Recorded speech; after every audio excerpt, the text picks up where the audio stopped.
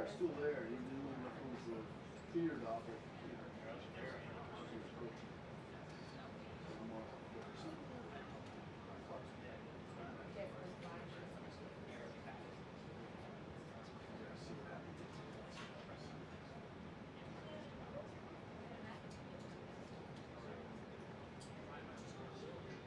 Jeff, you got a second?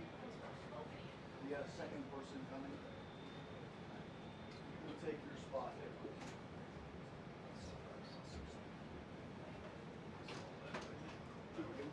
You all right? Thank you. You can stand. Just stand on it.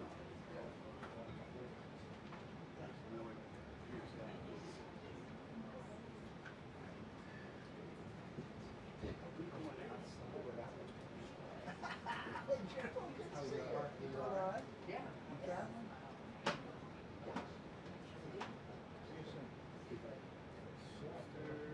That door's shut. You can't get out there. Hey, John.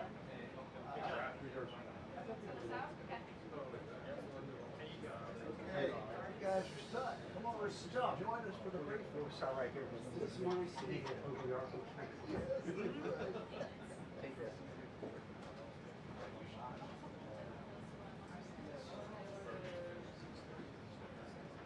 Thank you. Nice to see you. Hey, Josh Wayne, bro. How are you, my friend? Good.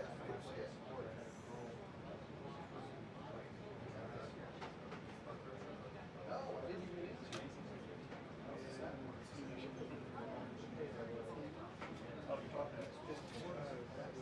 Yeah, I'll take it away. Oh my God.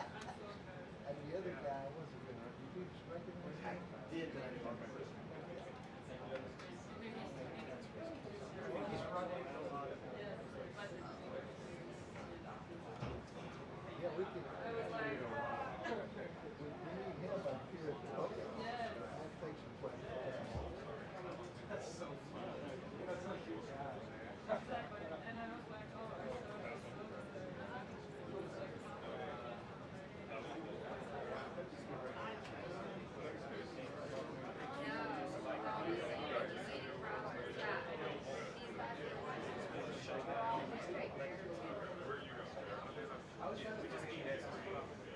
no, I'm just like, I've been waiting for hours.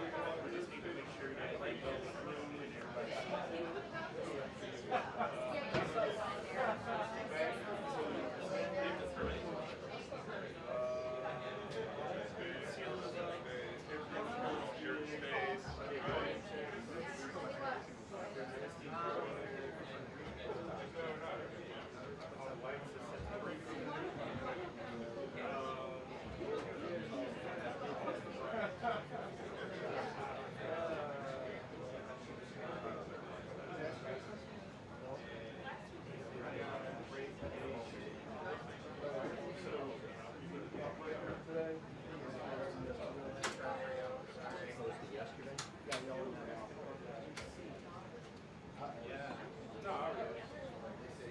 So this is always cool. A bunch of always in the same. That's right. No photo. No photo. Right. This position. Coming up? Yeah.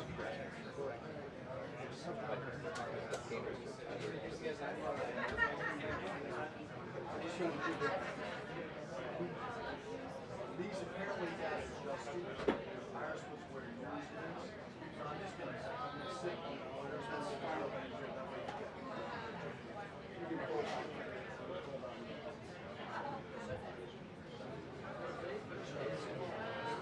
Give us an extra inch. You can make all the difference. Oh, yeah. That is. I'm gonna hop down too. You gonna go down? Maybe just slide over. Actually, no. No, I don't want to go. No, I didn't. Should bring the national.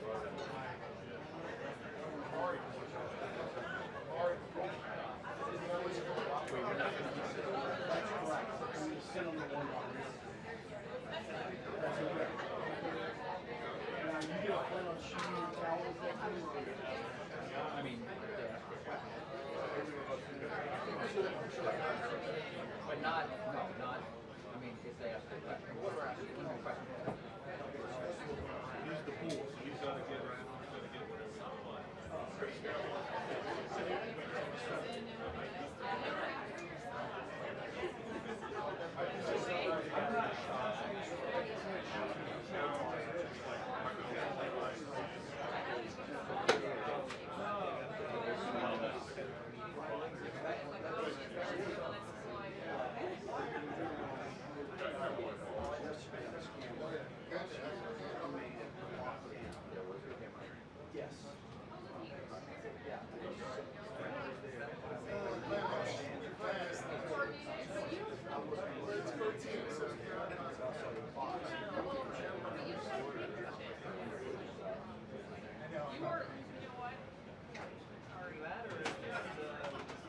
Hold that up or use it. Either one.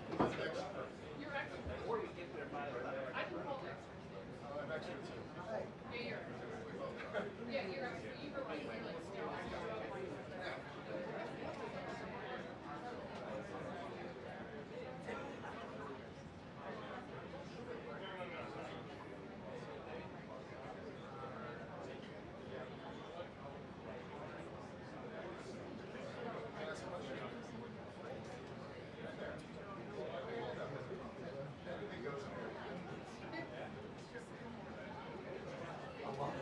I love it. Yesterday? Well, you should have stood back there. It was, yeah, I saw that. That was a good idea. It was at this book. Unbelievably hot. I mean, 2 people almost passed out. I didn't feel good. Yeah, I almost passed out.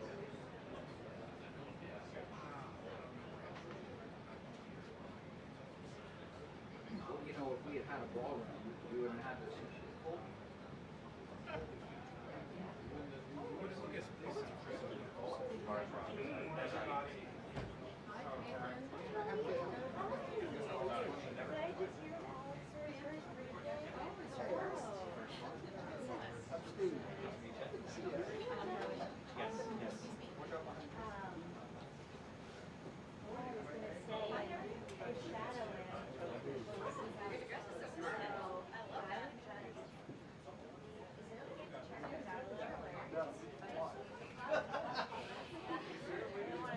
Y'all do what you have to do. I like a little bit away, so it's not like it's right there, but I also.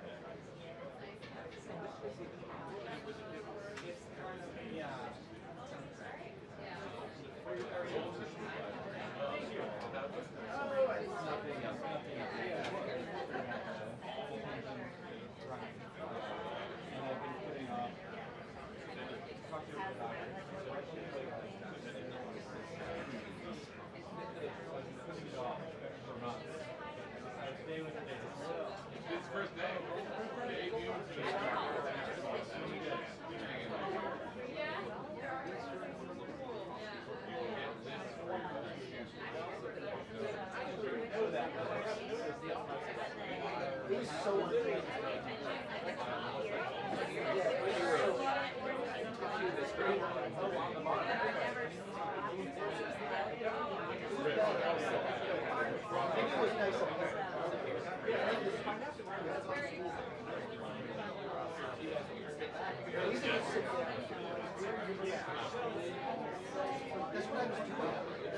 I was on this tour. That's all that soldiers.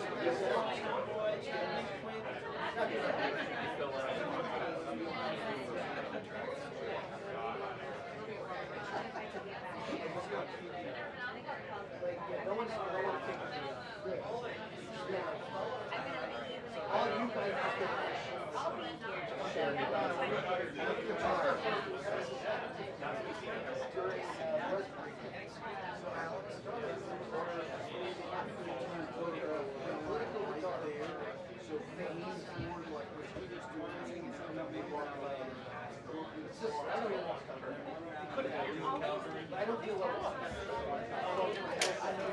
Were you up on the hotel? Oh, Oh yeah, I didn't know that. no. It's on the new I don't want to. The music in the picture, then it looks great. Just still do that. You do that. Next one. You'll do great. There's not much to be said. That's what we say. And as it is, I told them I added 2 more days to pay. To next. Didn't you do one of those events in Yeah.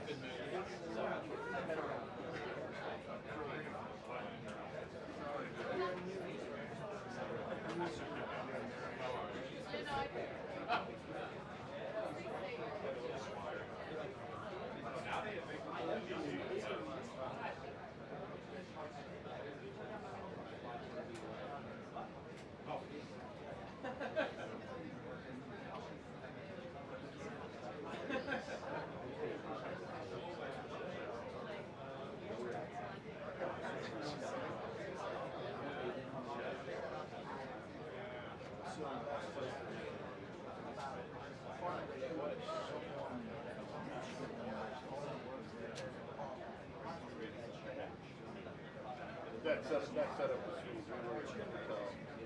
We come down. SBA call.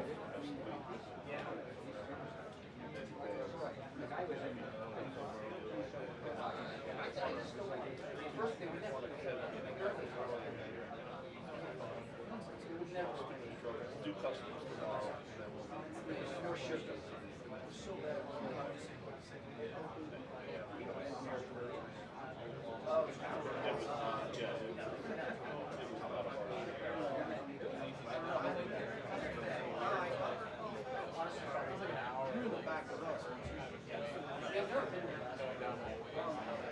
Yeah. If it was like a longer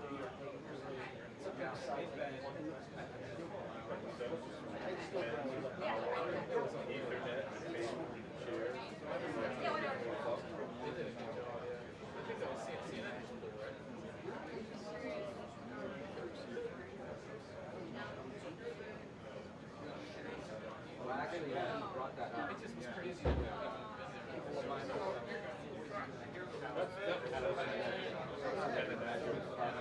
Hey, Ed, there's a transmitter on the ground there.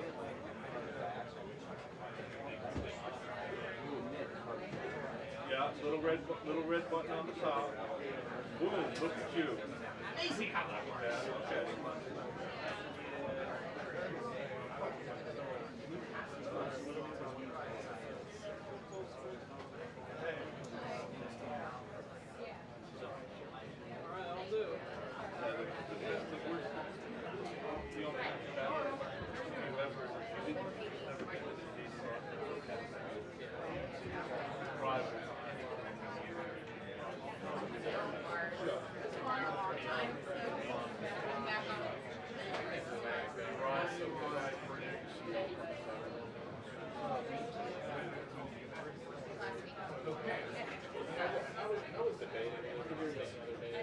We were debating driving. We were debating driving off.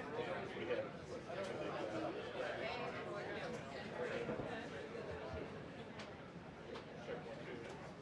So you're. Yeah.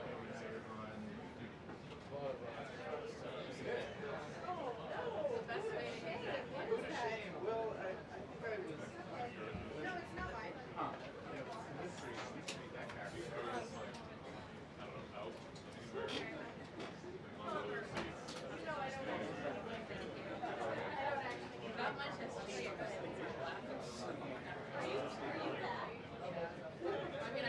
Still on the lead. I just decided to check it out.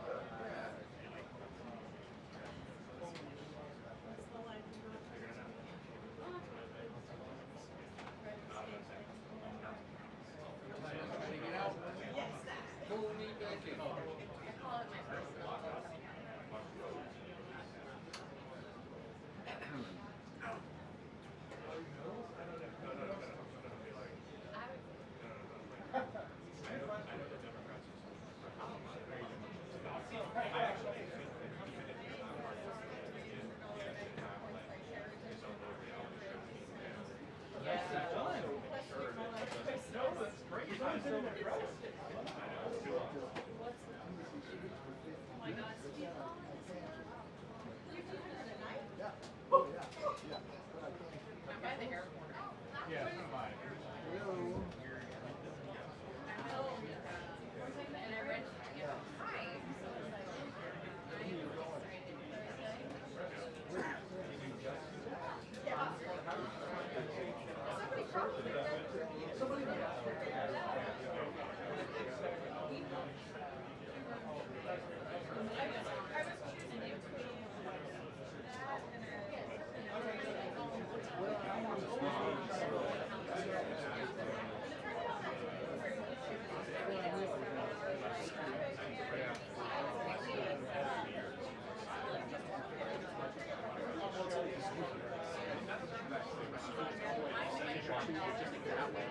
Sorry about that. Thank you. Thank you. Come on, Lee. It's supposed to start a minute ago.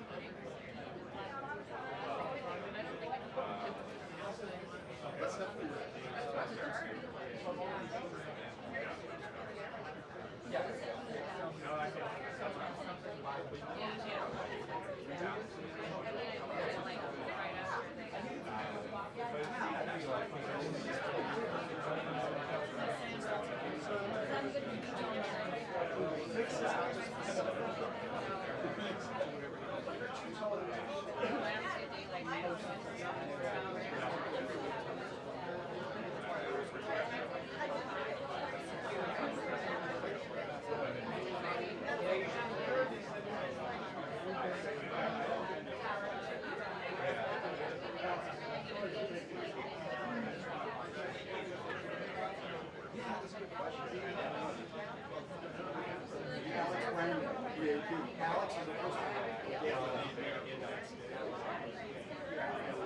We can really, we do that. Thank you. That's perfect.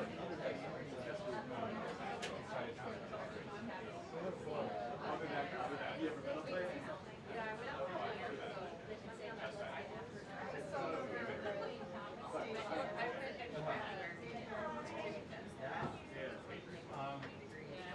See, I think there should be like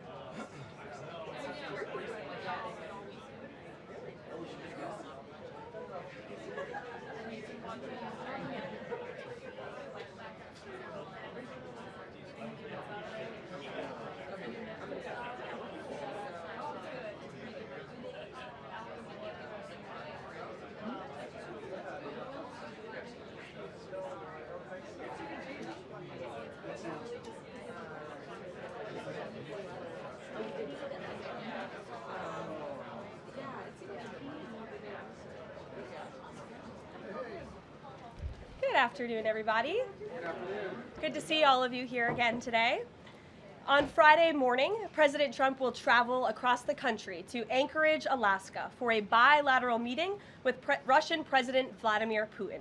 The brutal war between Russia and Ukraine broke out under Joe Biden's incompetent leadership, but President Trump is determined to try and end this war and stop the killing.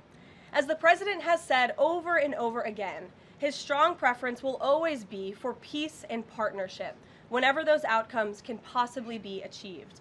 There is no leader in the world right now who has been more committed to preventing wars or ending them than President Donald Trump. Just look at what took place here at the White House last Friday, when President Trump hosted the Azerbaijani president and Armenian prime minister and got the two leaders to sign a historic joint declaration for peace, ending a decades-long conflict that disrupted the region and claimed countless lives. In other news, we continue to see positive economic reports across the board. Today's CPI report revealed that inflation beat market expectations once again, and inflation remains stable. Overall, inflation has run at a 1.9 average annual pace in President Trump's first 6 months in office. Prices for everyday goods continue to decline. Energy prices fell in July, including gasoline, which is down nearly 10% over last year, and propane, which is down 2.5% over last year as well. Egg prices fell once again in July and are down 20% since President Trump took office. Shelter inflation, the largest contributor to overall inflation, is at its lowest level since October of 2021. Wage growth for American workers is beating inflation once again. As inflation declines, this administration continues to be wholeheartedly committed to putting more money back into the American people's pockets. American real wages are up 1.3% over last year and have increased each month since President Trump took office. And small business optimism, according to this morning's report, has also reached a 5-month high. Ignore the panicans and trust in President Trump. That is our motto here at the White House. The America First economic agenda is working. On another matter, yesterday, President Trump took bold action to finally restore law and order right here in our nation's capital. The president declared a crime emergency in the District of Columbia, federalized the D.C. Police Department, and mobilized the D.C. National Guard to end violent crime in our nation's capital. As part of the president's massive law enforcement surge, last night, approximately 850 officers and agents were surged across the city. They made a total of 23 arrests, including multiple other contacts. Last night, these arrests consisted of homicide, firearms offenses, possession with intent to distribute narcotics, fare evasion, lewd acts, stalking, possession of a high-capacity magazine, fleeing to elude in a vehicle, no permits, driving under the influence, reckless driving, and a bench warrant. A total of 6 illegal handguns were seized off of District of Columbia streets as part of last night's effort. This is only the beginning. Over the course of the next month, the Trump administration will relentlessly pursue and arrest every violent criminal in the district who breaks the law, undermines public safety, and endangers law-abiding Americans. President Trump will not be deterred by soft-on-crime Democrats and media activists who refuse to acknowledge this rampant violence on our streets. He is going to make our nation's capital the most beautiful and safe city on earth, just as he promised on the campaign trail. Staying on the topic of public safety, the Trump administration continues to shatter records on border security. According to brand new numbers released this morning from Customs and Border Patrol, illegal crossings have fallen to all-time lows once again. Here were the records set in July. Again, these numbers were released this morning. The lowest monthly nationwide encounters ever, down nearly 90% from the monthly average under the Biden administration. The lowest monthly Border Patrol apprehensions nationwide ever, smashing the previous record set the prior month in June. The lowest monthly Southwest border apprehensions ever. The lowest daily apprehension average ever. The lowest single-day apprehensions ever. And for the 3rd straight month, there were 0 illegal aliens released into the country. Let me repeat that remarkable statistic. For the 3rd month in a row, not a single illegal alien was released by the Trump administration into the United States of America. America, this is historic. Under President Trump, this border is the most secure it has ever been. When you fortify the border, when you restore deterrence, and when you empower Border Patrol agents and our brave men and women in uniform to actually do their jobs to enforce our laws, like this president has, this is the incredible result. And in the interior of our country, criminal illegal aliens continue to be arrested and removed. Here are some of the criminals arrested by ICE in just the last few days. ICE Buffalo arrested an illegal alien from Jamaica convicted of attempted murder. ICE Buffalo also arrested an illegal alien from Ecuador convicted of leaving the scene of an accident resulting in death. ICE Houston arrested an illegal alien from Mexico convicted of manslaughter. ICE Newark arrested an illegal alien from Mexico convicted of the sexual assault of a minor. ICE Dallas arrested an illegal alien from Mexico convicted of assault causing bodily injury. And already the Trump administration has arrested more than 300,000 illegal aliens in 2025. Again, more than 300,000 illegal alien criminals have been arrested in the interior of our country in the first 6 months of this administration. And despite many false reports in the media, nearly 70% of these arrests have been criminal aliens with criminal charges or prior convictions. This is success all around. This is removing the most dangerous public safety threats from America's communities and returning these individuals to their home countries. So there's been success all around. I'm sure you have a lot of questions today. I'm happy to get to them, so let's get started. And as always, we'll start with our new media seat, who is our podcast host today, Benny Johnson. Benny, why don't you kick us off, and thanks for being here. Thank you, Karoline. As a DC resident of 15 years, I lived on Capitol Hill. I witnessed so many muggings and so much theft. I lost track. I was carjacked. I have murders on my Ring camera and mass shootings. I witnessed a woman on my block get held up at gunpoint for $20, and my house was set ablaze in an arson with my infant child inside. And so to any reporter that says and lies that DC is a safe place to live and work, let me just say this.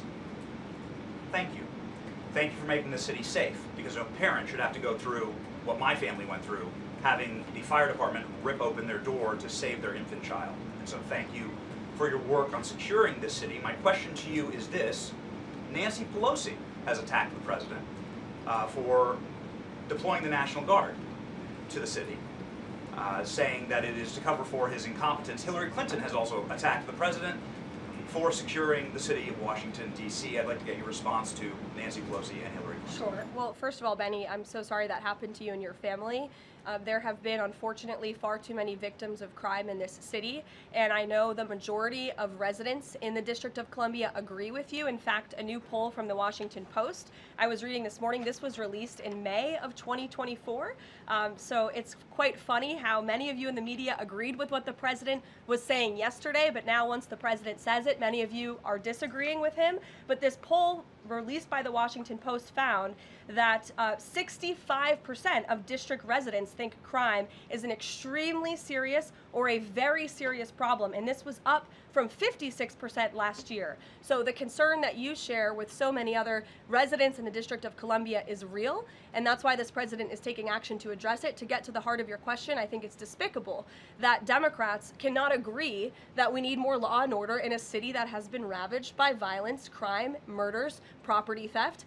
This should be a winning issue for all Americans. I don't understand. It's just anything President Trump does, the Democrats want to disagree with. I think the president would love to work with Democrats on this issue to bring law and order to America's cities, but unfortunately they have failed, and that's why he's taken this historic action to federalize the National Guard. And as you're seeing from last night's numbers, we already have seen success. We are removing violent offenders, we are arresting criminals, and we are removing drugs and firearms off of the streets of the city to make it safer for all of its residents. Just a very quick follow-up to that. Given the heroic actions of a member of this administration just a few blocks from this building, will the president consider giving the Presidential Medal of Freedom to Big Balls? I haven't spoken to him about that, but perhaps it's something he would consider. I'll ask him and get back to you, Benny. Thanks for being here. Gabe.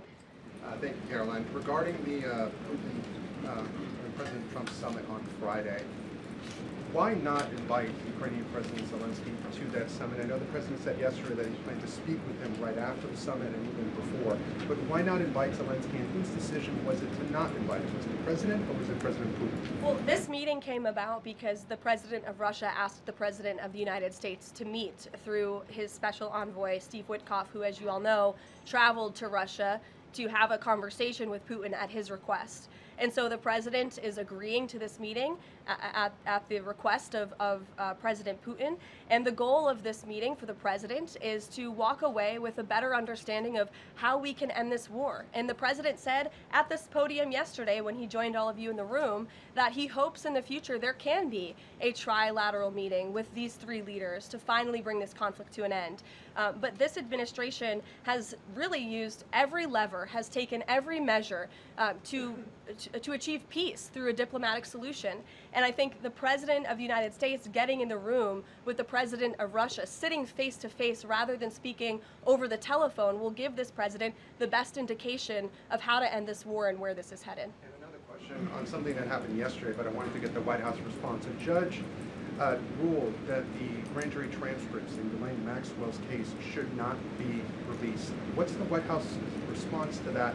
And do you plan to appeal? And what do you tell President Trump's supporters who want that information released? We think that decision is unfortunate. Of course, we moved to unseal that information because the president has said he wants to see credible evidence released. As for the appeal process, I would defer you to the Department of Justice for that. Rachel. Thanks so much, Karoline. We're learning that President Trump spoke with Ukrainian President Zelensky. I was curious if you can share any more details about their call, and did Zelensky give President Trump any red lines, any non-starters ahead of this summit on Friday? Look, I don't want to reveal the private conversations between the president and President Zelensky, but what I can tell you is that the president has deep respect for all parties that are involved in this conflict and are trying to bring this conflict to an end. After Special Envoy Witkoff returned from his meeting with President Putin in Russia, his first phone call was to President Trump.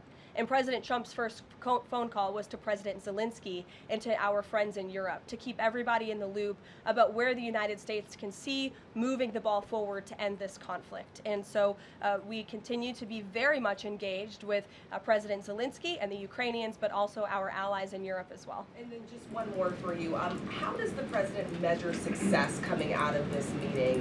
The president at times has suggested that Putin might be tapping him along. Is he prepared to walk out of this meeting if he senses that Putin is not serious about ending this war? I think I just answered that question for you and what the goal and the expectation of the meeting is. And I won't jump ahead of any hypotheticals, and I'll leave it to the president to speak to all of you after the meeting, which I'm very confident he will. Steve. Is he optimistic that a deal will emerge from this meeting, or is he simply going to listen? I think this is a listening exercise for the president. Look, only one party that's involved in this war is going to be present. And so this is for the president to go and to get, again, a more firm and better understanding of how we can hopefully bring this war to an end. Karoline, how did you settle on Alaska as the site for this? So there were some other sites being discussed. This is like it was a midpoint between the two leaders? There were many sites discussed, but of course Alaska is a state within the United States of America, so the president is very honored and looks forward to hosting President Putin on American soil. Is there a joint news conference planned, or will the president have a solo one? What sort of scheduling stuff? Yeah, the mechanics and the scheduling, Steve, are still being ironed out. For Friday, we're working with our Russian counterparts to put those plans into action, and of course we'll keep you all apprised on the logistical details of Friday as soon as we get them. Charlie? The president said at the podium yesterday twice that he was planning to go to Russia. Was that a verbal slip-up, or does he actually plan to go to Russia? Perhaps there are plans in the future to travel to Russia, and on Friday the president will be meeting with the Russian President Vladimir Putin in Alaska, as you know. Phil? Last week, the president said the CEO of Intel was highly conflicted, seeming to cite his past investment with Chinese companies that were doing business with the Chinese military. Yesterday, he called his meeting with that CEO a success. So what can you tell us about what the Intel CEO said to President Trump that changed his mind? The president put out a statement that you cited, Phil. I will leave it at that. He shared his thoughts on that meeting and how it went, and for any further comment on that, I'll leave it to him to make. Will the Bureau of Labor Statistics continue to put out monthly jobs reports? Well, look, what I'll tell you about the Bureau of Labor Statistics, I believe that is the plan and that's the hope, and that these monthly reports will be data that the American people can trust. As you know, the Bureau of Labor Statistics has made massive revisions after the last several reports that they have put out. And there has certainly been a decline in the quality and the reliability of data coming from the Bureau of Labor Statistics, and there's been an increase in revisions. And this president and the administration is finally tackling this problem that so many have talked about, and the president is actually doing something about it. We need to restore new leadership that we can trust. As you know, the president has appointed someone new to take over the BLS, and so we need to look at the means and the methods of how the United States is acquiring this very important data, and all of that is going to be done, and the goal, of course, is to provide honest and good data for the American people to make very important economic decisions on. Thank you, Michael. Thank you, Karoline. 2 questions, if I may. The president has talked about land swaps between Russia and Ukraine. Vladimir Putin says he wants Russia to hold on to Russian-occupied territory in eastern Ukraine. Is the White House at all concerned about the messaging that potentially giving over or allowing for Russia to maintain its occupied territory in eastern Ukraine, what that might say to other U.S. adversaries like China? Look, right now, the President of the United States has done more to end this war than his predecessor, Joe Biden, who allowed this war to take place. This war, don't forget, happened at the result of the weakness and the incompetence of the previous administration. And so the president inherited this conflict, and he is determined to end it. And it's a very complex and complicated situation. As for the details of the plans that have been kind of tossed back and forth, I won't get into those, and I will let the President of the United States discuss those plans with the President of Russia, with our European allies, and the President of Ukraine, Zelensky himself as well. Sure, go ahead, in the green. Thank you, Caroline. As far as the policing and security operations in You DC, just speak up. Is there a timeline? Do we know what success looks like? And is it going to last longer than 30 days? And also, is there going to be an immigration enforcement aspect to this?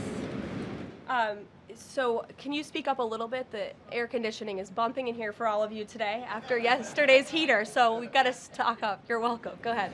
Is there a timeline for the security operations here in DC? And also, is there going to be an immigration component to this? And what would that look like? Look, if law enforcement officers encounter a criminal in this city, and they are an illegal alien, of course the appropriate measures to detain and deport that individual will be taken, as they should. No city should be a sanctuary for anyone other than law-abiding American citizens, and that has been the position of this administration since day one. As for the timing, we will reevaluate and reassess and make further decisions after this 30-day period is up.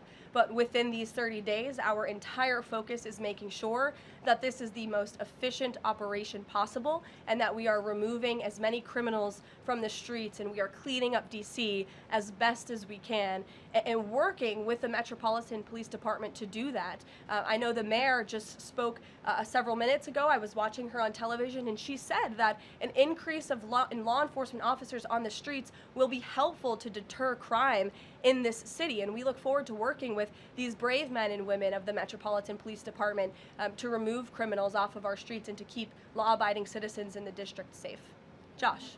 Thank you. The President weighed in on Jay Powell again today, you might have seen. He said that he's considering allowing a major lawsuit against Powell to proceed because of the, quote, horrible and grossly incompetent job he has done. Can you tell us about that? What lawsuit is he talking about? He's considering a lawsuit, and I won't speak on it any further. I will allow the president to do that himself. Is it fair to say the administration is considering suing the Fed chair over this renovation? That's what the president is saying. Has he had discussions with anyone about this, or is this just like how advanced is this right now? At this moment in time, the president is considering a lawsuit against the Fed, and I will leave it to him to comment further on it.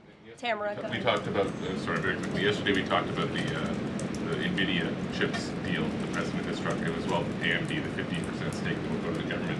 Do you have any detail on how that came about? The president said he asked for 20% from NVIDIA. Did he make the same 20% ask to AMD, and or is this something the administration is looking to do with other either chips or products, going forward? Is this a model it wants to build on? Well, look, right now it stands with these two companies. Perhaps it could expand in the future to other companies. I think it's a creative idea and solution. The legality of it, the mechanics of it is still being ironed out by the Department of Commerce, and I would defer you to them for any further details on how it will actually be implemented. But again, this was another idea of the president and his brain trust on his trade team to try to, get good deals for the American people and the American taxpayer. The report that China is discouraging use of the H20 to some companies. Since this, we're reporting that overnight there was private guidance sent to companies not banning the chip but urging them to steer away from it. I wondered if you have any response to that. I haven't read the report. I will, and we'll get you a comment on it. Tamara. Thank you. Last week, the meeting with Putin was sort of described potentially as an opportunity for a deal. Now it's a feeling out. Has there been a shift in expectations within the White House or an effort to temper expectations about what success looks like for this meeting? I mean, look, I think both can be true, right? The president has always said he wants a peace deal. He wants to see this war come to an end. But this bilateral meeting is a bilateral meeting between one party in this two-party war, right? You need both countries to agree to a deal. The president is accepting this bilateral meeting with Putin on Friday, and I will let him speak further to it after it concludes about how he felt it went. Also, completely unrelated topic, regarding the president's efforts in Washington, D.C., do you have any specifics about how homeless people will be dealt with, where they would be moved to? What does this look like? I do, yes, and it's an important question, so thank you for raising it. The Metropolitan Police Department, with the support of the new federal agencies who have been surging on the streets of the District of Columbia, are going to enforce the laws that are already on the books here in Washington, D.C. For far too long, these laws have been completely ignored, and the homelessness problem has ravaged the city. So D.C. Code 22-1307 and D.C. Municipal Regulation 24-100 give the Metropolitan Police Department the authority to take action when it comes to homeless encampments. So homeless individuals will be given the option to leave their encampment, to be taken to a homeless shelter, to be offered addiction or mental health services, and if they refuse, they will be susceptible to fines or to jail time. Again, these are pre-existing laws that are already on the books. They have not been enforced, which is part of the reason for this federalizing of the National Guard to bring in this assistance for law enforcement. While we are targeting criminals and trying to remove criminals off of the streets, we also want to make DC safe and beautiful, and that involves removing mentally disturbed individuals and homeless encampments as well. So we will be using these regulations and code that already exists to clean up our streets, and we've already had great success. Not many of you picked up on this, but the United States Park Police has actually done remarkable work in terms of removing homeless encampments from the city. Since the president signed this executive order in March, 70 homeless encampments have been removed by the U.S. Park Police. There are only 2 homeless encampments remaining in D.C. federal parks under the National Park Service's jurisdiction, and the removal of those 2 remaining camps is scheduled for this week. So the U.S. Park Police will be leading this effort alongside MPD. Just very quickly, he had talked in one of his social media posts about moving them very far outside of the city. Is that off? No, it's not off. We're exploring how we could do that. But again, homeless shelters, offered addiction and mental health services, or jail if they refuse are the options on the table right now. And we'll continue to explore that option. Sure. Thank you so much, Karoline. President Zelensky said moments ago that he thinks Russia is preparing for a new offensive on at least 3 different areas of the front line. Is this something that you could confirm based on U.S. intelligence? And if the president sees that Putin is indeed planning major new offensive or moving troops, would he call off the meeting on Friday? I'm not in a position to confirm or deny or comment on that intel at this time. Monica.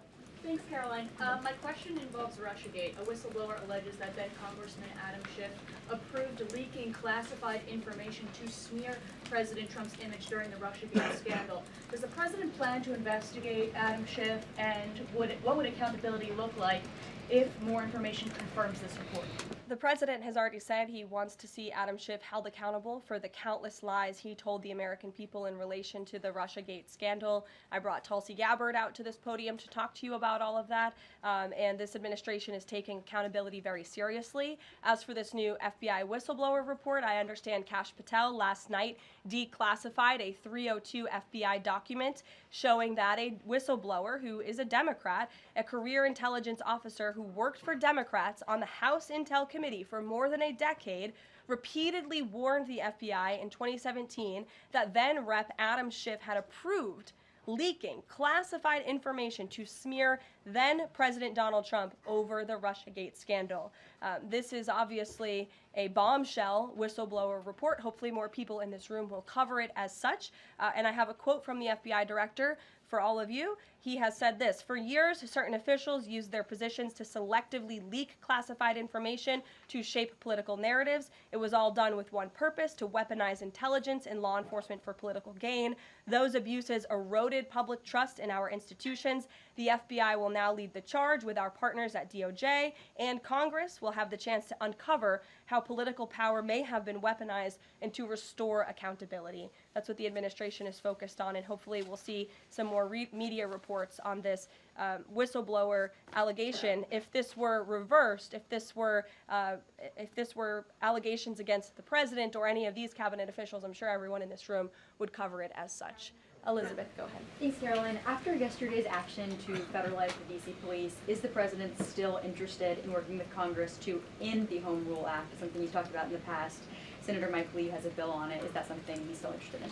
The president is very much still interested in working with Congress to address many of the issues that have plagued Washington, D.C., such as the cashless bail policy, which has been a complete disaster for the city. Juvenile delinquency is another major problem in the city that Congress can address. So I know Congress is on recess right now. When they get back to work to Washington, this president looks forward to having these conversations with our friends on Capitol Hill so we can work with them to make D.C. safe and beautiful again. And again, we encourage Democrats to join us in this effort. Perhaps their approval ratings would move up a little bit if they did. I saw a new poll today. Democrat approval rating is at an all-time low, 32%. If they could just stand by the basic notion of law and order, perhaps they would see that tick up a bit, and we welcome them to do that. Dasha. Thanks, Caroline. President Trump yesterday at this podium indicated this, so has NATO Secretary General Mark Rutte, that in order for peace to happen, it is very likely that Ukraine will have to cede some land to Russia. Zelensky has repeatedly said no land for peace. That's not going to happen. Has this administration communicated to Zelensky that he's going to have to change that position? Look, I appreciate your asking that question in a different way than your colleague Michael in the back. I don't want to get into the details of these negotiations and these discussions that have taken place out of respect for where we are right now, and I'll let the president speak on it further if he wishes to. One more about Israel. Sure. I know the president has had a call with Prime Minister Netanyahu recently. Netanyahu is planning to seize the remainder of Gaza City. What is the administration's position on this move by Israel's government? Look, this is an incredibly complex and complicated war that, again, was inherited by this president, by his predecessor, Joe Biden. October 7th was one of the worst days in history. We saw innocent people slaughtered, murdered, kidnapped by Hamas terrorists. This administration has taken extensive time and effort and resources since Inauguration Day in January to end this conflict. We have given many flexible arrangements backed by Israel to Hamas, and unfortunately, Hamas has never agreed. Looking ahead, I will let the president speak on where he sees this going, but this is, of course, an incredibly complex and complicated situation. The administration has made our goal clear. We want to see this conflict end. We want to see the hostages released, and we've tried. The president and his national security team have given extensive effort and time to doing that. With how Israel has used those resources and the assistance that you've provided? Look, I'll let the president speak on the further actions that Israel may or may not be taking. Alexander, good to see you. Good to see you as well, Caroline. Thank you. The Kremlin is expressing interest that Friday's meeting will move beyond just terms to end the war into improving bilateral relations. There's talk over how they're interested in potentially restoring direct flights between Russia and the United States. Is President Trump open to those kind of peripheral conversations, or is this directly focused on ending the war in Ukraine? I think this conversation on Friday is focused on ending the war in Ukraine as far as the president's perspective goes. Those conversations, I think the president is interested in having, but his main priority right now is ending this war and to stop the killing that has gone on for far too long. You're welcome. In the back, go ahead. Yeah, 2 questions on the economy. So first, we've had small businesses tell us that it's not foreign exporters who are eating the tariffs, it's them. And they've held off on raising prices, but soon they're going to have to raise prices. What is the White House's message to them? The White House's message to our small business owners across the country is you have never had a better ally or friend or supporter in this White House than President Donald Trump, who is a businessman himself, who understands your concerns and who wants to restore wealth back to our country through the powerful use of tariffs. And that's what he's focused on doing, while simultaneously driving down costs. You have to remember, we are 6 months into this administration, and we had a president who had no business experience, had no idea what he was doing, and who funneled billions of wasteful spending dollars into our economy, which created the worst inflation crisis in a generation. Now this president is focused on tackling inflation, deregulating, cutting costs, cutting red tape to make it easier for small business owners to thrive. And again, the economic indicators show that we are moving in the right direction. In January, when this president showed up to the White House, the 6-month annualized core inflation rate was 3.7%. Today, 6 months later, the 6-month annualized core inflation rate is 2.4%. So we are trending in the right direction.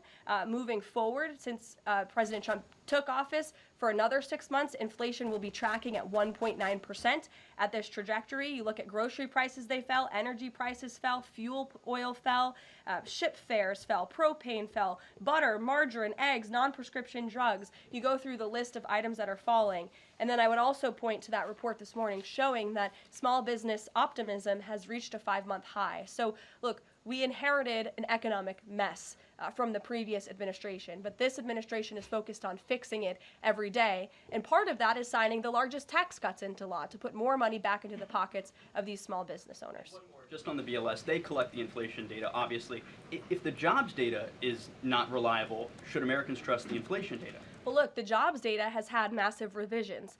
We want to ensure that all of the data, the inflation data, the jobs data, any data point that is coming out of the BLS is trustworthy and is accurate, which is why the president has restored new leadership at the BLS. Sure, go ahead. Yeah. Okay. Hi. Thank you. Hi. Gavin Newsom has said that California is going to sue in response to the government's demand for $1 billion from UCLA over the DOJ's anti-Semitism findings. Newsom has called this extortion and ransom, so I'm wondering what the White House's response is to Newsom on UCLA. Bring it on, Gavin. This administration is well within its legal right to do this, and we want to ensure that our colleges and our universities are respecting the First Amendment rights and the religious liberties of students on their campuses, and UCLA has failed to do that. And I have a whole list of examples that I will forward to Gavin Newsom's press office if he hasn't seen them himself. Brett. Thanks, Caroline. What was the reason that President Trump chose to move on from Billy Long as IRS commissioner?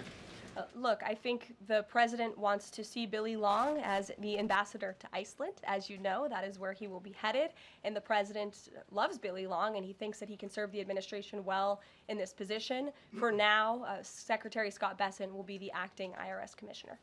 Timeline for announcing a new pick? Go ahead. Thank you. Oh, Ed, go ahead, but wait, then in the back, yes. Go in the back first. Okay, sure. Thanks, Caroline. One foreign policy and then one domestic question, if I may. There are roughly 30,000 children from Ukraine who have reportedly been abducted and are kind of dispersed around Russia. They've been showing up on these websites for adoption. Is their return a red line for the president in any deal ending the war? The administration is aware of these reports. I don't want to set red lines for the president on his behalf from this podium. However, the president did encourage Ukraine and Russia to speak directly to one another in terms of these humanitarian issues, and we have seen progress. You have seen prisoners of war swapped between these two countries as a result of these direct talks, as well as children, and that remains a concern, but it's one that Russia and Ukraine need to iron out together, which is why this president has encouraged them to speak. And then if I can, Sure. The DC action real quick. The president said yesterday that this is a model federalizing the National Guard that could be used to combat really high rates of crime in other cities like Chicago, LA, Baltimore. What sort of authority would he have to deploy forces like that, absent the Home Rule Act? Look, the president is speaking about what he'd like to see take place in other cities around the country. Right now, this administration is focused on making D.C. safe and beautiful again. When the time comes, we'll talk about that. But I will note that the president wants to see all of our nation's cities be safe. But I think starting with our nation's capital is a great place to begin, and it should serve as a model for the rest of the country. Ed. Just to bind up a few of the D.C. things, because a lot of them have been asked, but in talking with Congress about potential changes to home rule and whatever else, would he also push the House to finally pass D.C.'s budget so that it has access to all that money that it does need for policing, for schools, and for other services here in the city? Yes, and as you know, he has done that. He put out a statement calling on the House to take up the Senate's legislation, and he stands by that position. Let me take you back to something from last month. You guys announced the president was diagnosed with chronic venous insufficiency after his legs were seen swelling. How's he being treated for that? And while you were upfront about those health issues, curious if the White House would be willing to let us speak with his physician directly about those health issues. I know there were a lot of concerns about the last White House not making the physician available. Would the physician be available in this case? I don't want to make that commitment on behalf of the physician, but it's certainly something we can look into and explore out of the effort of transparency, because unlike the previous White House, there is nothing to hide. You guys see this president working around the clock, literally 24/7, all of the time, and I will be happy to look into that request. Can we at least get an update on how he's being treated for the swelling legs and for the hands and the other issues? Look, you see the president every day. He's moving, he's working, he's continuing. There have been no adjustments made to his lifestyle. Hey, Karoline, I have two questions, one on DC, but on the Putin meeting on Friday, does the president plan to meet with Putin one-on-one? Yes, that's part of the plan. And as for the other mechanics and logistics, I will let our team speak to that when they're ironed out. And on what's happening in DC with the federal takeover, what we've heard from the mayor and the police chief is that their understanding is there has been no change in the leadership structure. In the White House's view, who is in charge of the MPD right now?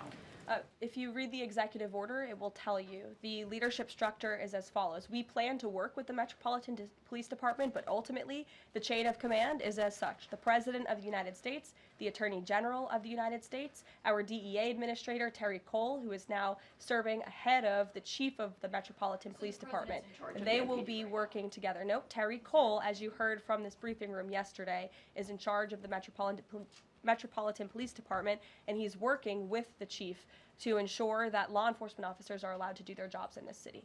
Caroline? Joey. Yeah, thanks, Caroline. I know you said earlier the hope is to maintain monthly job reports, but the president's new nominee for BLS Commissioner E.J. Antoni recently told Fox Business that the BLS should suspend issuing monthly job reports and only issue quarterly reports until the jobs data methodology is corrected. So does the president disagree with that assessment that his nominee is said there, or suspending these monthly job reports a real option? I think he floated the idea of possibly suspending until they can get the data and the methodology in order.